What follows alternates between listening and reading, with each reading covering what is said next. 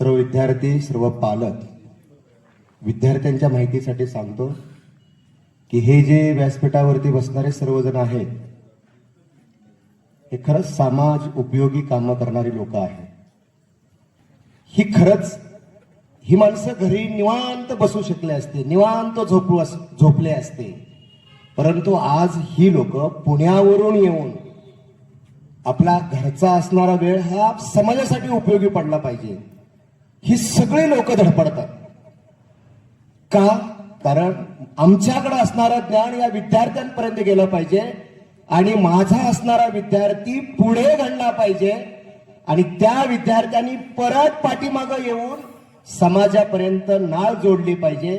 हा यांचा पाठीमागचा उद्देश आहे. म्हणून यांच्यासाठी जोरदार एकदा टाळ्या झाल्या पाहिजे. आणि आजच्या कार्यक्रमातील शेवटचं आणि अर्थात आपलं मनोगत व्यक्त करण्यासाठी एसीपी आणि ज्या माणसाचा एमपीसी करत असताना 8 वर्ष मोबाईल स्विच ऑफ होता, घर पूर्ण विसरले होते आणि आपलं DYSP हे पद हासिल केलेलं आहे, असे सन्माननीय प्रदीपजी गोरड साहेब आपल्याला विनंती करतो की आजच्या कार्यक्रमाच्या अनुषंगाने आपण विद्यार्थ्यांना मार्गदर्शन करावं. आदरणीय गोरड साहेब.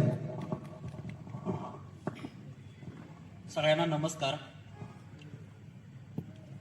कल्पतरू फाउंडेशन आयोजित एक सन्मान सोहळा व करिअर मार्गदर्शन कार्यक्रम. टाइम खूपच झालेला आहे, परंतु 10वी आणि 12वीची जी मुलं आहेत या तुमच्या सर्वांसाठी एक 5 मिनिट मी फक्त एक मोटिवेशनल लेक्चर देतो. मी म्हणत नाही तुम्ही सगळ्यांनी स्पर्धा परीक्षा द्या, परंतु तुम्हाला ज्या क्षेत्रात जायचंय त्या क्षेत्रात एक आत्मविश्वास देण्यासाठी थोडक्यात मार्गदर्शन करतो. सुरुवातीलाच जे काही विद्यार्थी यशस्वी झालेत, प्रत्येकाने मगाशी सांगितलं कुणाला 80% आहेत, 85% आहेत, 90% आहेत किंवा इव्हन फर्स्ट क्लास सगळ्यांनाच चांगले मार्क्स आहेत. या तुम्हा सगळ्यांचं मी कल्पतरू फाउंडेशन तर्फे खूप खूप अभिनंदन करतो. खरं तर विद्यार्थी मित्रांनो, आजकाल स्पर्धा परीक्षेचा खूप ट्रेंड आलाय. प्रत्येकालाच वाटतंय मला अधिकारी व्हायचंय. जवळजवळ सर मी महाराष्ट्रातील आतापर्यंत 92 संस्थेवरती कार्यक्रम केलं. खूप मोठमोठ्या संस्थेवरती 10,000 20,000 विद्यार्थी असणाऱ्या संस्थेवरती कार्यक्रम केलं. कार्यक्रम झाल्यानंतर प्रत्येकाच्या प्रश्नामधून मेसेजमधून उत्तर येतंय की मला अधिकारी बनायचंय. मग अधिकारी कसा बनतो याविषयी सुरुवातीला मी तुम्हाला एक माझा जीवन प्रवास सांगतो. एक सर्वसामान्य कुटुंबातलीच मी आहे. अकॅडमिक एकदम बेस्ट होतं. अनेक जणांना 90% ऐकलं मी, मला असे काय 90% मार्क्स नव्हते, परंतु एक लहानपणी जिद्द बाळगलेली की आपल्याला अधिकारी व्हायचंय. 11-12वी सायन्सने केली आणि नंतर इंजिनिअरिंग मेडिकलला न जाता मी BA ला ऍडमिशन घेतलं. पुण्यामध्ये गेलो, स्पर्धा परीक्षेचा अभ्यास सुरू केला. ग्रॅज्युएशन झालं का फर्स्ट अटेम्प्ट मध्येच मी पूर्व परीक्षा पास झालो, मुख्य परीक्षा पास झालो, इंटरव्ह्यूला क्वालिफाय झालो. फायनल रिझल्ट आला, फेल झालो. परत राज्यसेवेचा माझा दुसरा अटेम्प्ट, पुन्हा पूर्व परीक्षा पास, मुख्य परीक्षा पास, इंटरव्ह्यूला क्वालिफाय झालो. फायनल रिझल्ट आला, फेल झालो. परत राज्यसेवेचा माझा तिसरा अटेम्प्ट, पुन्हा पूर्व परीक्षा पास, मुख्य परीक्षा पास, इंटरव्ह्यूला क्वालिफाय झालो. फायनल रिझल्ट आला, 0.25 मार्क्सनी पुन्हा फेल झालो. परत 2021चा माझा राज्यसेवेचा चौथा अटेम्प्ट, पुन्हा पूर्व परीक्षा पास, मुख्य परीक्षा पास, इंटरव्ह्यूला क्वालिफाय झालो. मेन्सला खूप चांगला स्कोर होता. तेव्हा वाटत होतं नक्कीच आपण महाराष्ट्रातून रँक येतोय, DYSP पद मिळतंय आपल्याला. परंतु नीतीच्या मनात तेव्हाही काहीतरी वेगळं होतं. फायनल रिझल्ट आला, परंतु मला DYSP पद मिळालं नाही. पद मला मिळालं, सहाय्यक निबंधक हे पद मिळालं, परंतु जे स्वप्न होतं ते पद काय मला मिळालं नाही. परत राज्यसेवेचा 5वा अटेम्प्ट 2022चा माझा, पुन्हा पूर्व परीक्षा पास, मुख्य परीक्षा पास, इंटरव्ह्यूला क्वालिफाय झालो. तेव्हाही वाटत होते की डीवायसपी पद मिळेल. फायनल रिझल्ट आला, डीवायसपी पद नाही मिळालं. बीडीओ दर्जाचं पद मिळत होतं, परंतु ते पद घेतलं नाही. मी ऑप्टिंग आउट केलं आणि म्हटलं की आता एक अटेम्प्ट आपण 100% तयारीनिशी देऊया. पुन्हा अभ्यास सुरू केला. राज्यसेवेची जाहिरात आली. त्या जाहिरातीमध्ये डीवायसपीचं पदच नाही. परत खूप कॉन्फिडन्स डाऊन झाला. वाटलं की आपल्या नशिबात काय डीवायसपी पद दिसत नाही. आणि नंतर 4 महिन्यानंतर दुसरी राज्यसेवेची ऍड येणार होती. परंतु अगोदरची मी पूर्व परीक्षा पास झालो, परंतु डीवायस पद नसल्यामुळे ती काय मी मेन्स दिली नाही. आणि ठरवलं की आता आपल्याला शेवटचा अटेम्प्ट द्यायचा आहे. रक्ताचं पाणी झालं तरी चालेल, रात्रंदिवस अभ्यास करूया, परंतु हा अटेम्प्ट आपण 100% तयारीनिशी देऊया. अभ्यास सुरू केला. राज्यसेवेची जाहिरात आली. त्या जाहिरातीमध्ये पुन्हा डीवायसपी पदच नाही. खूप कॉन्फिडन्स डाऊन झाला. सगळे स्वप्न हरवल्यासारखं वाटायला लागलं. नशिबात काय डीवायसपी पदच दिसणं असं वाटायला लागलं. परंतु तरी थोडी आशा होती. अभ्यास चालूच होता. आणि बरोबर त्या जाहिरातीमध्ये 2 महिन्यांनी डीवायसपीचं पद ऍड झालं. मग ते पद ऍड झाले का? पूर्ण पुण्यामध्ये स्पर्धा परीक्षा जेवढी मुलं अभ्यास करत होती त्या सगळ्यांना मी परिचित होतो. सगळ्यांनी डिक्लेअर केलं की हे पद 100% आता आपल्या भाऊचंच आहे. अभ्यास सुरू केला. पूर्व परीक्षा पास झालो, मुख्य परीक्षा पास झालो, इंटरव्ह्यूला क्वालिफाय झालो. इंटरव्ह्यूची तयारी करत असताना हा अटेम्प्ट शेवटचाच होता माझा. मनामध्ये घालमेल होती की कारण एक ठराविक इंटरव्ह्यू मधील एक पॅनल इंटरव्ह्यू खूप स्ट्रिक्ट घेत होता. वाटत होती काही झाले तरी हे इंटरव्ह्यूला आपल्याला पॅनल यायला नको आहे. हे पॅनल आलं तरी आपल्याला इंटरव्ह्यूला मार्क्स येत नाहीत, डीवायसपी पद काय मिळणार नाही. हा मुला सगळ्यांचा गैरसमज होता. मलाही साहजिकच वाटत होतं. कंटिन्यू मनामध्ये विचार चालू होता. अभ्यास खूप चांगला होता. तरी मनामध्ये एक श्रद्धा होती की हे पद आपलं हे पॅनल आपल्याला यायला नको आहे. आणि 30 ऑक्टोबर 2025 ला माझा इंटरव्ह्यूचं शेड्यूल डिक्लेअर झालं. इंटरव्ह्यूसाठी मुंबईमध्ये गेलो आणि ज्या दिवशी माझा इंटरव्ह्यू होणार होता त्याच दिवशी फायनल रिझल्ट लागणार होता. सकाळी 8 वाजता एमपीएससीच्या ऑफिसमध्ये प्रवेश केल्यानंतर तिथे गेल्यानंतर समजलं की जो पॅनल आपल्याला नको होता तोच पॅनल इंटरव्ह्यूला आहे.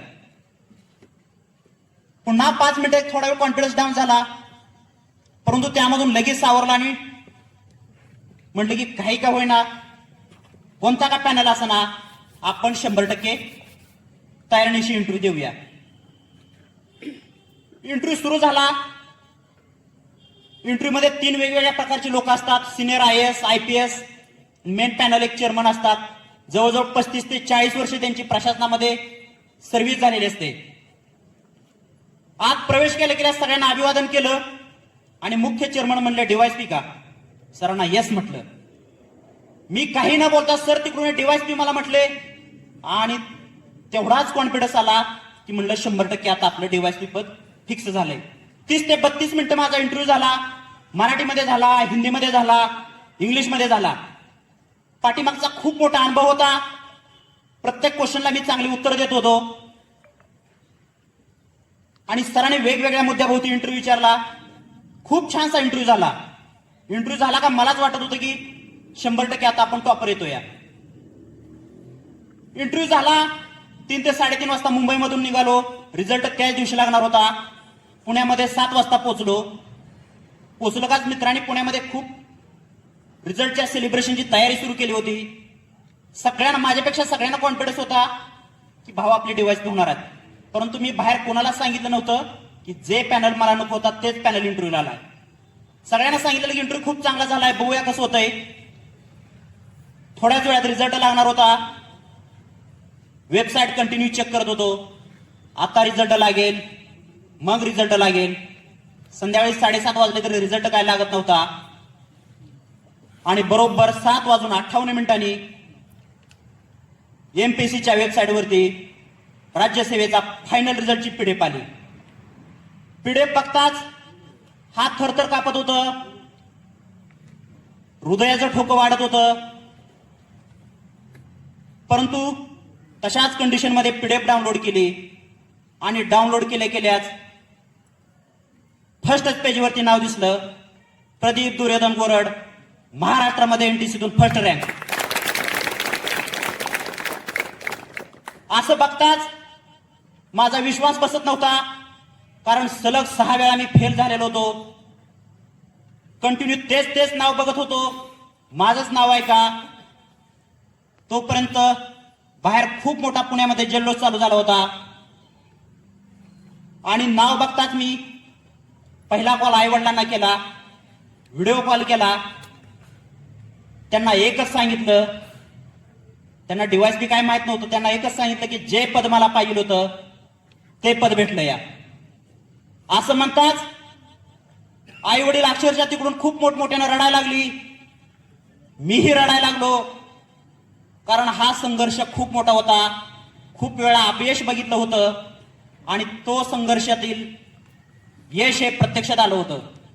आमचं रडणं चालूच होतं, परंतु त्या सर्वांमधून सावरलो. सेलिब्रेशन झालं, आपण सगळ्यांनी बघितलं असून सोशल मीडियामध्ये भोवती जवळजवळ 4 महिने संपूर्ण महाराष्ट्रातून कौतुकाचा वर्षाव झाला. अनेकांनी भेटीगाठी दिल्या, अनेक ठिकाणी मार्गदर्शनाचं कार्यक्रम झालं. परंतु हे करत असताना जे सहन केलंय ते मलाच माहित आहे, माझ्या लहान भावाला माहित आहे. अनेक वेळा माझा रिझल्ट जायचा, रिझल्ट गेला का रात्र झोप लागत नव्हती. मी आणि माझा भाऊ रात्रभर रडत बसायचो, कारण रिझल्ट येत नव्हता. प्रत्येक वेळेस यशाला थोडक्यात हुलकावणी देत होती, परंतु ते अपयश पचवत जे पद मला पाहिजे होतं ते पद मिळाले. आता हे झाली माझी सक्सेस स्टोरी. तुम्हा सगळ्यांना आता एमपीएससीची वास्तविकता सांगतो. एमपीसी मध्ये जवळजवळ जर एमपीसीत हा राज्यसेवा एक गॅझेटेड पोस्ट भरल्या जातात, क्लास 1 आणि क्लास 1 जनरल एमपीसी मध्ये, आणि क्लास 2 साठी एक कंबाईन नावाची नॉन गॅझेटेडची एक्झाम असते, त्यामध्ये पीएसआय एसआयएसओ ही पदं भरली जातात. राज्यसेवेच्या जाहिरातीसाठी दरवर्षी 4 ते 4.5 लाख मुलं फॉर्म भरतात आणि त्या जाहिरातीमध्ये जागा असतात 250 ते 300 जागा. ते टोटल जागा झाल्या, त्यामध्ये एससी, एसटी, ओबीसी, महिला, अपंग, स्पोर्ट किंवा इतर कॅटेगरी, एनटीसी असेल, एनटी डी, एनटी बी, एसबीसी, एसईबीसी, ईडब्ल्यूएस अशा सगळ्या कास्ट जाऊन ओपन साठी जागा राहतात 20 ते 25 जागा, आणि फार तर एनटीसी मध्ये जे असतील एनटीसी साठी राहतात महाराष्ट्रातील 1 किंवा 2-3 जागा, फार तर बोटा मोजण्या एवढ्या. कारण स्पर्धा एवढी भयंकर आहे. या सगळ्यामधून 4 ते 4.5 लाख मधून तुम्हाला पहिल्या 50 मध्ये यायचं असतं, तरच तुम्हाला पद मिळत असतं. मात्र हे सोपं आहे. जरी ही दिसायला अवघड वाटत असेल, तुम्ही 100% ठरवलं, प्रामाणिकपणे अभ्यास केला, तुमच्याकडे जिद्द, चिकाटी आणि मेहनत करण्याची वृत्ती असेल, तर नक्कीच आपण सुद्धा हे यश यशस्वी करू शकता. परंतु हे सर्व करत असताना मित्रांनो आणि मैत्रिणी, तुम्हाला सगळ्यांना एकच मला सांगायचंय की स्पर्धा परीक्षा एक तुम्ही अंतिम ध्येय ठरवू नका. त्यासाठी तुमचा बी प्लॅन स्ट्रॉंग पाहिजे. कारण गोविंद सरांनी आता खूप चांगलं सांगितलं की स्पर्धा परीक्षेमध्ये 95% इंजिनियर आणि डॉक्टर आहेत. आता सर आमचं रूममेट IITN, MBBS डॉक्टर किंवा गव्हर्नमेंट COP असणारी मुलं आहेत. मला वाटतंय आजचा जो काय गेल्या महिन्यातला रिझल्ट लागलेला आहे, BA पास झाणारा किंवा BA ग्रॅज्युएशन करून DYSP होणारा एकमेव मी असेल. तुम्हाला जर स्पर्धा परीक्षा करायची असेल तर हे क्षेत्र पूर्ण अनसर्टन्टी आहे, ह्यामध्ये कुणाचीच गॅरंटी नाही. त्यासाठी तुम्ही तुमचा बी प्लॅन स्ट्रॉंग करा. तुम्ही चांगल्या गव्हर्नमेंट कॉलेजमधून IITN बना, MBBS डॉक्टर बना, किंवा ऍग्रिकल्चर मधून चांगल्या गव्हर्नमेंट कॉलेजमधून ऍग्रिकल्चर व्हा, फार्मसी करा आणि मग स्पर्धा परीक्षा द्या.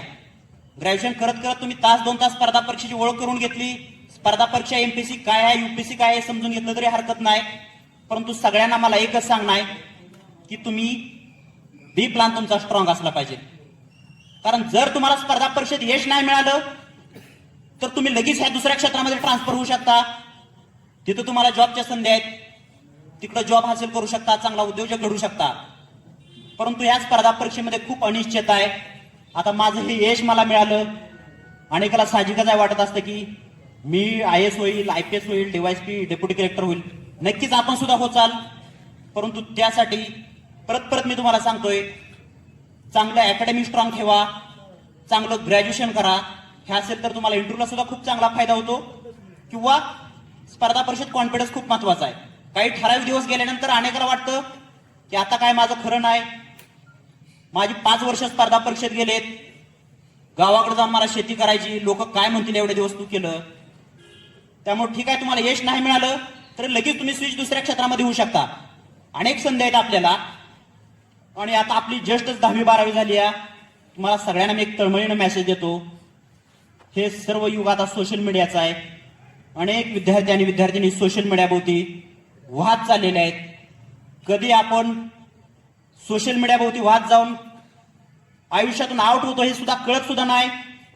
कारण अनेक ठिकाणी मी उदाहरण देतोय, एक आंब्याची थैली असते आणि त्या थैलीमध्ये एक जर आंबा खराब असेल तर संपूर्ण थैली खराब होते. त्यामुळे आपल्या आसपासचा आपला जो मित्रमैत्रिणी असतील ते चांगली निवडा, मोजकीच निवडा आणि 100% झोकून द्या स्वतःला. आणि कंटिन्यू तुम्हाला सांगतो, जर आपल्याला यश मिळवायचं असेल तर आपल्या डोळ्याभोवती आपले आई वडील ठेवा. कारण आई वडील रात्रंदिवस काबाड कष्ट करून आपल्याला शिकवतात, तळमळीने शिकवतात. आपला मुलगा, आपला मुलगी भविष्यात आपले नाव कमवेल किंवा जे आपण हाल सोसत आहेत ते आपल्या मुलांना आणि मुलीने नाही सोसलं पाहिजे. यासाठी प्रत्येक आई वडिलांचा प्रयत्न असतात. त्यामुळे आपल्या आई वडिलांची जाण ठेवा. तुम्हाला ज्या क्षेत्रात जायचं त्या क्षेत्रामध्ये प्रामाणिकपणे स्वतःला झोकून द्या. नाही, अजून मला एक सांगायचं, जिथं जाय तिथं टॉपला बना. हे क्षेत्र खूप काय, कुठलीही गोष्ट आयुष्यात अवघड नसते. सगळ्यांना माहित असेल, doctor APJ Abdul Kalam paper विक्रेता होते, पण जगातील सगळ्यात बेस्ट सायंटिस्ट झाले आणि देशाचे राष्ट्रपती सुद्धा झाले. त्यामुळे जे काही आपल्याला करायचंय त्या क्षेत्रामध्ये टॉपला जावा, कॉन्फिडन्स स्वतःमध्ये ठेवा आणि आई वडिलांचं स्वप्न पूर्ण करा. नक्कीच आपण आयुष्यात यशस्वी झाल्याशिवाय राहणार नाहीत. बोलण्यासारखं खूप आहे, टाइम खूप झालेला आहे. अनेकांनी मला परत पर्सनली भेटा या, तुम्हाला खूप चांगल्या पद्धतीने मी मार्गदर्शन करतो. आणि अनेक वक्त्यांनी, बळवंत सरांनी, डॉक्टर साहेबांनी, गोविंद सरांनी, बापू साहेबांनी, सगळ्यांनीच खूप चांगल्या पद्धतीनं मार्गदर्शन केलं. नक्कीच आपल्याला या सगळ्यांच्या मार्गदर्शनामधून आपल्या करिअरसाठी खूप खूप फायदा होईल अशी या ठिकाणी मी आशा बाळगतो. आणि आपल्या सगळ्यांना आपल्या पुढील भविष्यासाठी खूप खूप शुभेच्छा देतो. धन्यवाद. जय हिंद, जय महाराष्ट्र. धन्यवाद साहेब. खरं तर एखादा तरुण पोरगा आल्यानंतर म्हणतो, मैं तेरे बिना जिंदा नहीं रह सकता. तसं तुम्ही, मला वाटतंय, जोपर्यंत पद मिळत नाही तोपर्यंत DYSP मैं तेरे बिना जिंदा नहीं रह सकता असं कदाचित तुम्ही मनाला बाळगलं होतं आणि ते खरं यशस्वी तुम्ही करून दाखवलेलं आहे साहेब. तुमचं पुनश्च एकदा आमच्या या विद्यार्थ्यांच्याकडून जोरदार एकदा टाळ्या झाल्या पाहिजे त्यांच्यासाठी. आणि साहेब थोड्याच दिवसामध्ये ट्रेनिंगला जाणार आहेत, त्यांना आपण सर्वजण शुभेच्छा देऊयात. आणि साहेब जोरदार एकदा टाळ्या वाजवून. विद्यार्थी मित्रांनो, तुम्ही ज्यावेळेस 2-4 वर्षांनी बघचाल ना, त्यावेळेस साहेब आज उपलब्ध झालेले आहेत, कारण त्यांचं त्यावेळी बिझी शेड्यूल असणार आहे. खरं तर तुम्ही विद्यार्थी सर्व भाग्यवान आहात.